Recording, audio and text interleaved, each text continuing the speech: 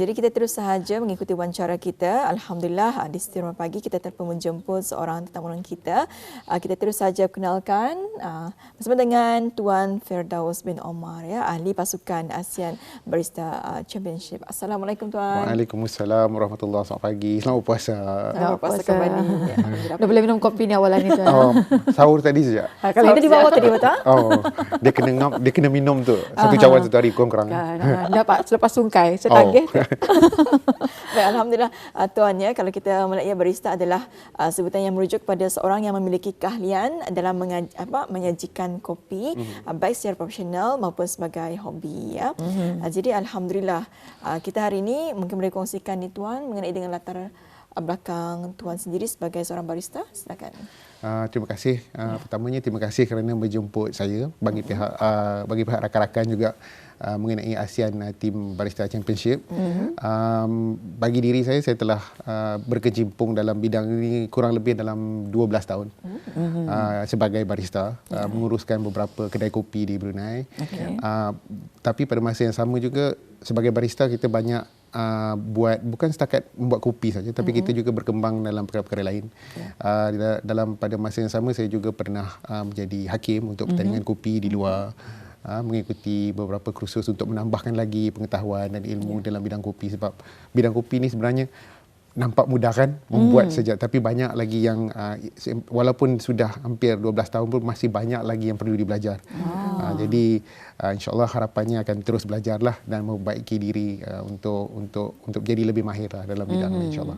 Patutlah selalunya kopi ini selalu jadikan kata-kata untuk motivasi kita ni. Banyak lebih menarik untuk diperkatakan. Jadi di sini Tuan, apa yang memotivasikan Brunei untuk menyertai ASEAN Barista Team Championship ini, dan juga bagaimana perjalanan itu sehingga kini? Jadi perjalanan dia unik sikit sebab Brunei sebagai sebuah negara ASEAN ataupun sebuah negara kopi, kita tidak mempunyai persatuan lagi untuk ahli-ahli kopi di Brunei. Jadi apabila kita indah ada persatuan, kita sebenarnya tidak berupaya untuk masuk banyak pertandingan di peringkat antarabangsa. Sebab kita memerlukan persatuan untuk menguruskan pertandingan tu di peringkat Brunei dahulu, untuk memilih wakil kita lah. Tetapi kebetulan pada tahun 2022, semasa lawatan saya ke Singapura untuk salah satu program pameran kopi di sana, saya berkesempatan untuk berjumpa dengan Encik Victor Mah. Dia adalah Presiden Persekutuan Kopi ASEAN. Dan juga Ketua Hakim untuk pertandingan kopi tersebut, Encik Justin Metcalf. Mula-mula borak-borak kosong lah dengan kopi kan. Bertanyakan sekiranya Brunei sebagai sebuah negara ASEAN dapat mengikuti pertandingan tersebut. Dan Alhamdulillah mereka sebenarnya mengalu-alukan penyertaan Brunei sebagai negara ASEAN untuk bertanding dalam pertandingan tersebut. Jadi semasa pertandingan tahun 2023 dibuka untuk dipertandingkan di Manila. Jadi kita pun menghubungi kembali pihak Persekutuan Kopi ASEAN dan mereka kata silakan. Dan Alhamdulillah kita berjaya menghantar 3 pasukan pada tahun 2023. Pasukan saya sendiri, Bin Pandit, bersama rakan-rakan Fidah Ramli, Yazi Yahya dan Arif Arifin. Bersama lagi ada 2 pasukan lain, Ultralight dan Orbiting Baristas pada tahun 2023 lah. Dan pihak Persekutuan Kopi amat gembiralah Brunei walaupun belum berpersatuan lagi, tapi berminat untuk menceburkan diri dan terlibat di peringkat serantau bersama negara-negara lain. Dan Alhamdulillah kita juga dibenarkan dan menyertai pertandingan pada tahun inilah di Bangkok. Baru saja selesai awal Mac lepas. Alhamdulillah, ya. Jadi itu secara ringkas ya perjalanan bagaimana Brunei menyertai ASEAN Barista Team Championship ini. Dan seterusnya ni Tuan, ya, mungkin boleh jelaskan kepada penonton kita mengenai dengan format pertandingan tersebut dan juga bagaimana ianya berbeza dan pertandingan individu ini. Selalunya kalau pertandingan barista ni selalunya solo. Solo. Tapi untuk ASEAN Barista Team Championship, uniknya adalah satu pertandingan berkumpulan. Jadi satu kumpulan kita ada 4 orang barista. Dan bagi pasukan kami dan kebanyakan ahli-ahli untuk pasukan Brunei, semua ada kemahiran masing-masing. Jadi kita pilih semua orang yang ada kemahiran tertentu. Macam contohnya seorang yang mahir membuat latte art, Ada yang mahir untuk membuat filter kopi dan sebagainya. Jadi format pertandingan tu sebenarnya adalah seperti apabila katalah Yatul ataupun Intan pergi ke kedai untuk membeli kopi. Ada 15 order datang. Jadi kami kena menyediakan 15 order tersebut dalam masa 10 minit. Dan order tu semua order-order yang cerewet. Kena cawan macam ni lah, kena bunga macam ni lah, nak ada sirap tak nak sirap, nak hitam nak putih. Jadi itu cara dia lah, format pertandingan. Jadi apabila sampai ke peringkat akhir, lebih sukar, 20 cawan dalam tempoh yang sedikit lagi panjang. Jadi itu formatnya lah. So berbanding dengan pertandingan lain yang lebih menunjukkan kemahiran individu, ini lebih kepada kemahiran untuk bekerjasama dalam satu kumpulan. Tapi kan kalau tadi Tuan mengatakan dalam masa 10 minit, dalam masa 10 minit itu untuk menyediakan permintaan 15 ataupun 20. Waktu-waktu juga dia bagi menu, kita tak tahu. So ini kira macam tada menu. Dan kita kena terus dua kumpulan akan berlawan sekali lah. Siapa yang dapat selesaikan dahulu pada kualiti yang terbaik. Jadi mungkin boleh cerita lagi pengalaman berada di sana semasa di Bangkok lah. Sebab kalau macam pengalaman macam mana ni memang kita ni interested lah, mau tahu. Banding dengan Manila dengan Bangkok, memang tahun ni di Bangkok pertandingannya sedikit bagi kami lah sedikit sukar.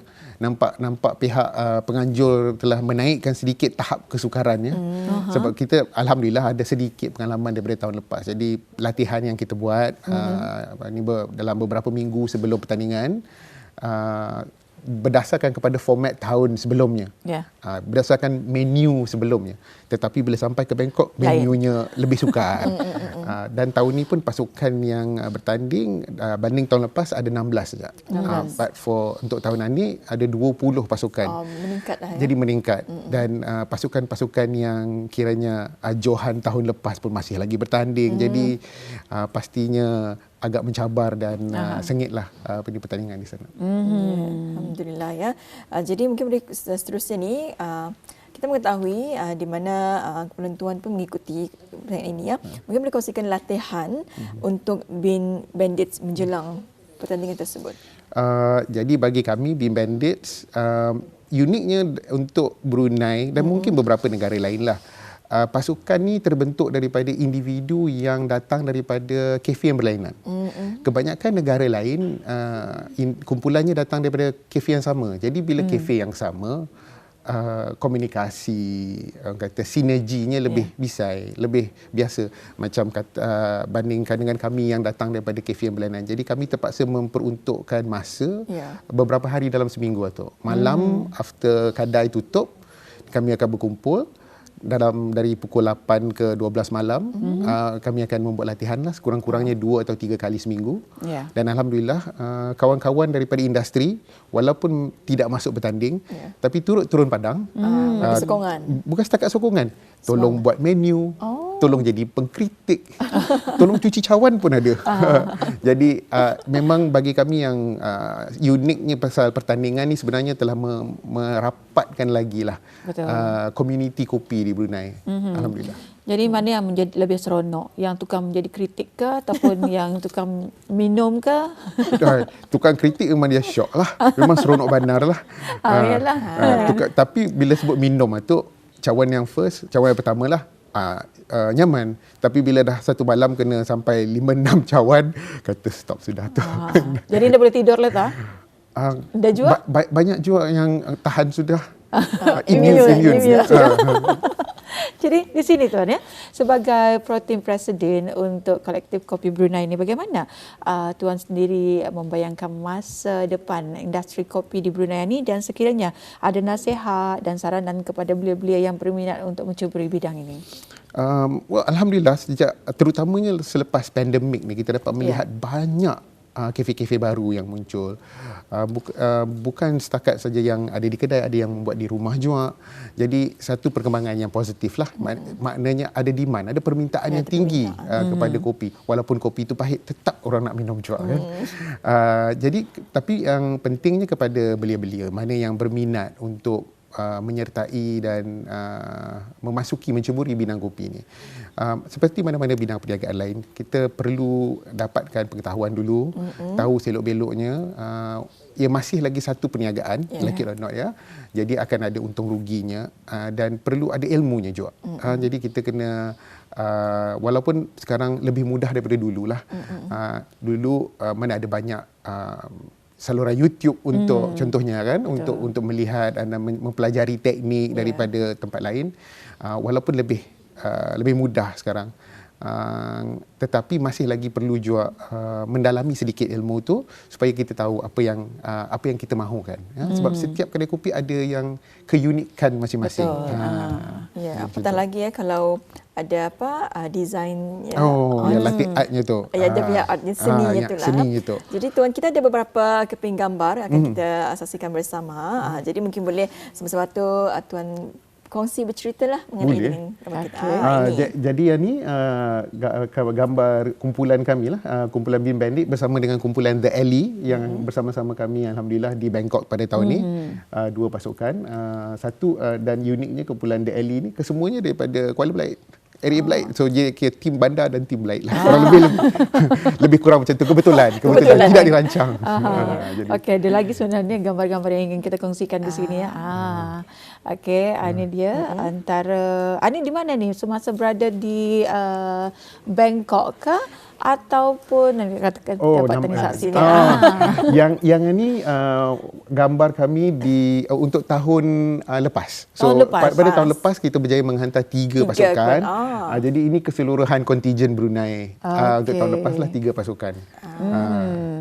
Ada lagi yang dapat kita saksikan di sini. Ini saya masukkan ni. Memang susah ni antara gambar yang paling senang yang selalu dikongsikan.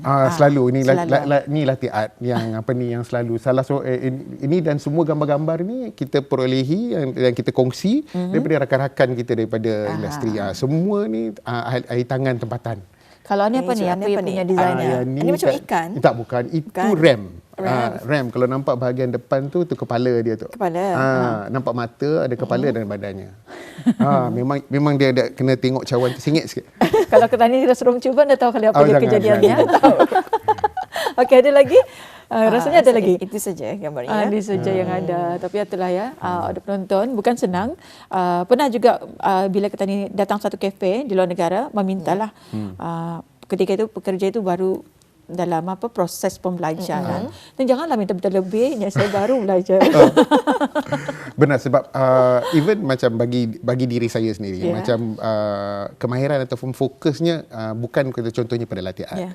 Macam rakan saya Yazi contohnya, dia memang sangat meminati dan even Arif pun sangat meminati latte art. Jadi kehebatan mereka untuk membuat seni latte art itu lebih berbanding dengan lain. Jadi kalau datang ke kedai saya, janganlah minta lebih-lebih. Saya pun tidak sepandai yang lagi 2 orang rakan saya tu. Jadi tuan ya, ada satu keping gambar ni, mungkin boleh dikongsikan ni ataupun diceritakan. Ini sewaktu bila ni? Ini mesti tahun 2024 di Bangkok. Tadi ada tuan mengatakan 15 ke 20 ke? Kalau di Bangkok ada 20 pasukan. 20 pasukan dan minuman yang jadi ini apa yang kita lihat sekarang adalah meja hakim. Meja hakim. So ini meja penghakiman. Jadi apabila kita menyediakan minuman berdasarkan kepada format tadi tu, jadi kita kena menghantar minuman berdasarkan kepada nombor yang tertera di atas meja. Jadi bayangkan nombor itu kira macam order lah. Mungkin nombor 15 Yatul punya order, nombor 12 Intan punya order. Jadi kita kena menghantar minuman berdasarkan kepada nombor tersebut. Dan pasukan lawan juga menghantar minuman yang sama bertentangan dengan minuman kita ni. Dan hakim akan mencuba kedua-dua minuman. Bukan setakat mencuba tapi melihat. Kalau contohnya lah Intan minta take away, adakah cawannya betul? Kalau Intan minta bunga kata tadi minta ram, tapi saya bagi octopus, salah lah tu. Jadi fail lah. Jadi ia akan melihat semua kriteria tersebut, kemudian baru dia akan test. Tapi Intan suka minum oat contohnya, tapi saya bagi fresh milk, salah juga. Jadi banyak sebetulnya. Jadi bila dia dah check dan menyemak semua kriteria tersebut, baru dia akan melihat kualiti Kalau ngam kedua-dua cawan tu mengikuti kriteria yang ditetapkan, baru dia akan menilai kualiti, yang mana kualiti lebih baik, baru ditentukan sebagai pemenang. Kan saya sudah bercakap, dan kalau kita ni bercakap pasal kopi, ia sekadar kopi, tapi keindahan kopi itu ada sebenarnya. Jadi banyak sebetulnya yang kita tanyakan. Sayang masa ini cemburu. Kita ni sudah pun berada di penghujung. Apapun, terima kasih untuk Tuan Firdaus kerana menjelaskan, memberikan mengenai dengan ASEAN Barista Team Championship 2024. Kita tahniah kerana mengikuti pertandingan ini dan semoga maju jayalah. Terima kasih. Tuan dan juga tim. Terima kasih. Jadi, Assalamualaikum Tuan. Waalaikumsalam warahmatullahi wabarakatuh.